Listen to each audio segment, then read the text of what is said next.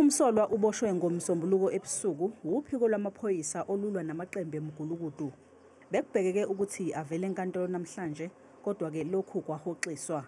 Inkantolo ithe ayinayo imininingwane eyanele kanye nobufakazi obuphathekayo ukuthi leli cala lingahlala. Umphakathi udumele. Unfortunately, it takes many role players for a case to be successful.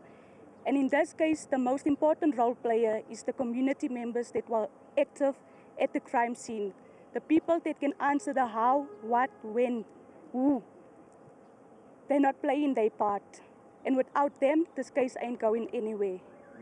Kube sekulethwa omunye futhi umsolwa oneminyaka eyi-18 wazophoswa ngembuzo ngamaphoyisa.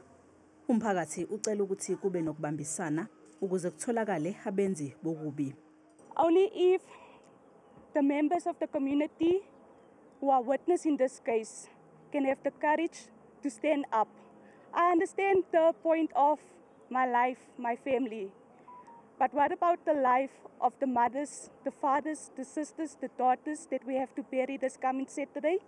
Bobabili abasolwa bagcine bekhululiwe okwamanje bengakaboshwa umuntu ngaleli cala.